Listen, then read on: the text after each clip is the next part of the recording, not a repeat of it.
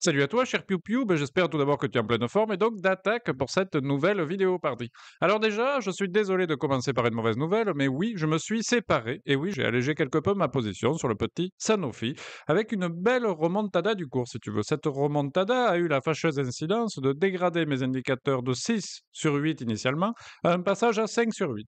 Cette dégradation a été constatée notamment au niveau du PER, ou Price Earning Ratio, si tu veux, où en général je cible un PER au maximum de 15, et donc, son dernier PER à ce petit était donc 103,72 euros, son dernier cours en vigueur à ma connaissance, divisé par 4,31 euros, son dernier bénéfice comptable en 2023. Son PER est donc passé pour moi d'un niveau convenable initial, inférieur à 15, à un niveau actuel bien plus élevé, puisque nous sommes du coup à 103,72 divisé par 4,31, soit un PER d'environ 24 points. Cette dégradation du PER m'a donc fait passer de 6 indicateurs validés sur 8 à 5, et donc j'ai préféré, avec beaucoup de difficultés personnelles, alléger pour moitié ma position, ce qui m'a néanmoins permis d'empocher au passage quelques petites plus-values, hein, merci Sanofi, puisque quand je l'ai acheté, ce petit j'étais un prix de revient unitaire, ou PRU dans le jargon, de 86,42 euros.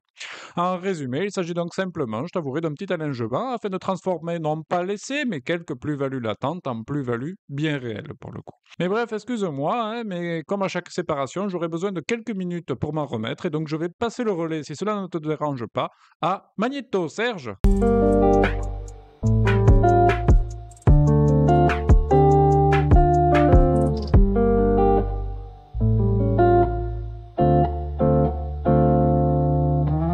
Ah ça y est, me voilà requinqué et surtout avec l'envie de me tourner vers l'avenir. Et pour se tourner vers l'avenir, eh bien, on va commencer en général par la première étape, c'est mieux. Il va constater simplement à regarder les plus belles chutes d'action sur cette dernière année. Alors on a quoi ce jour? Eh bien, comme à notre habitude, on va prendre le petit palmarès des plus belles chutes. Mais aujourd'hui, je vais te proposer que nous allions taper non pas dans le CAC 40, hein, comme nous le faisions habituellement, car je t'avouerai que depuis qu'on trade, on a quasiment tout balayé, sans déconner.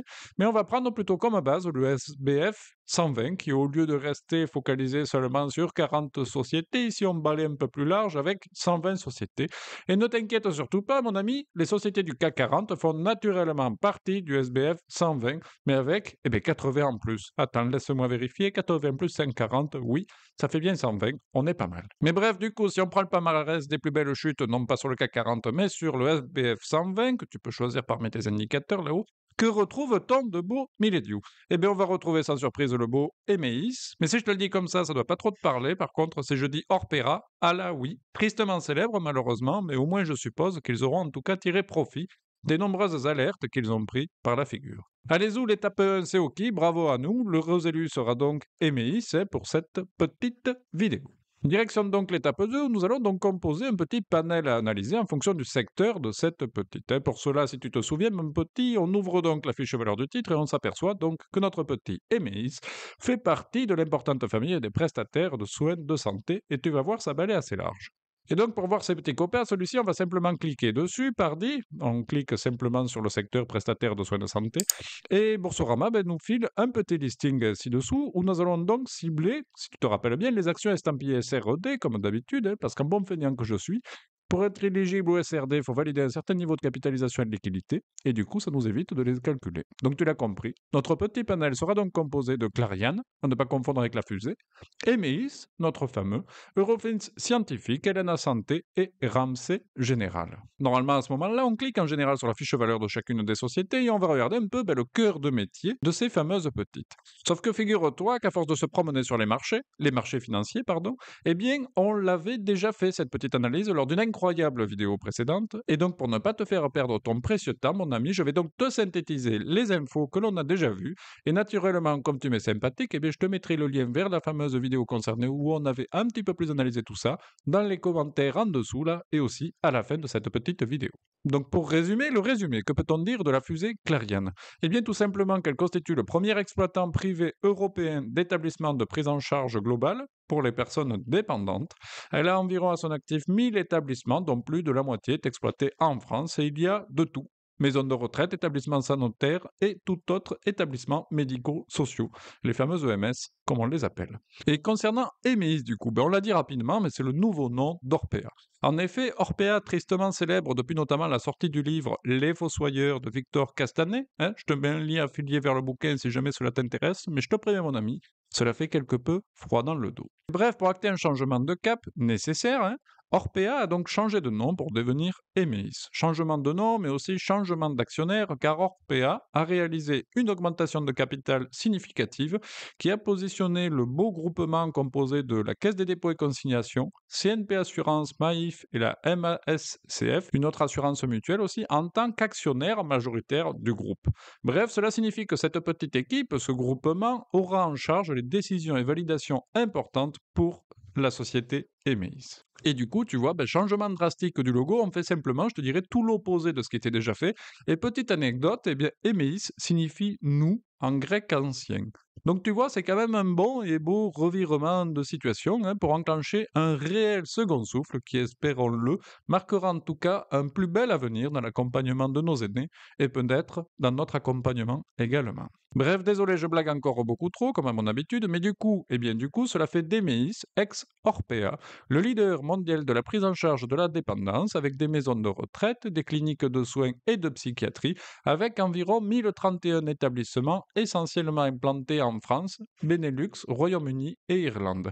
Ensuite, on en retrouve aussi dans le reste de l'Europe et même en Amérique latine, Chine, Émirats arabes unis. Ça commence à être pas mal. Ensuite, on retrouve donc notre fameux Eurofin scientifique, on l'avait déjà vu celui-là aussi, qui lui, bien qu'il fasse partie du secteur des prestataires de soins de santé, il œuvre dans des activités complètement différentes, puisque lui, il s'occupe de tout ce qui est contrôle des produits alimentaires, pharmaceutiques, cosmétiques, mais aussi de l'environnement, afin de s'assurer que tout est bien conforme et sain pour nos petits corps et respecte surtout ce qui est indiqué par les fournisseurs.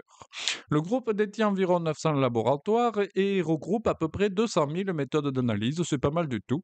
À noter également que 80% de son chiffre d'affaires se fait en Europe et Amérique du Nord à ce petit. Ensuite, on retrouve et sans transition, donc Hélène Santé, j'espère qu'elle a la santé, qui est sur le même secteur qu'Emei et Clariane, si tu veux, donc spécialisée dans la prise en charge globale de personnes âgées dépendantes. Avec environ 85 établissements au total pour 9000 places au total. Pour te donner un ordre d'idée, il faudrait multiplier à peu près ce chiffre par 10 pour être sur les standards de Clariane ou d'Emeis, qui comptent à eux environ 90 000 places ou lits au total. Et pour boucler la boucle de ce beau panel, on retrouve donc aussi notre petit Ramsay général qui, lui, bien qu'il appartienne au même secteur que les autres, est encore sur de nouvelles activités. Il est tout simplement l'un des leaders européens, tiens-toi bien, de l'hospitalisation privée et de soins primaires dans les domaines de la médecine, chirurgie, obstétrique, soins de suite, psychiatrie, radiothérapie, patati patata. Et en juin 2024, le groupe disposait donc de 465 établissements. Voilà. Eh bien, en voilà un beau panel de ce jour, je te dirais, avec des activités, comme on l'a vu, extrêmement variées et très importantes pour nous et notre petit bien-être. Et du coup, je m'interroge à savoir quelle société, je t'avouerai, de tout ce beau panel sera donc la plus intéressante à détenir. Et ma réponse sera malheureusement très rapide, et bien tout simplement aucune, car du coup, sans transition, si on passe à l'étape 3, l'étape de l'analyse de nos petits indicateurs, où notre objectif, si tu te souviens bien, est toujours à minima de valider 6 indicateurs des 8 analysés, et bien là, notre best score sera seulement de 4. Donc autant te dire que j'enfile mes baskets et que je passe donc mon tour pour cette fois-ci en attendant que la situation s'améliore encore pour ces belles structures. Je pense que c'est en cours et espérons-le qu'on puisse potentiellement y trader dessus lors du prochain arrêté comptable. Et surtout, n'oublie pas, mon ami, cette belle phrase d'Alexis Carrel, il ne s'agit pas d'ajouter des années à la vie, mais de la vie aux années. À bon entendeur, salut!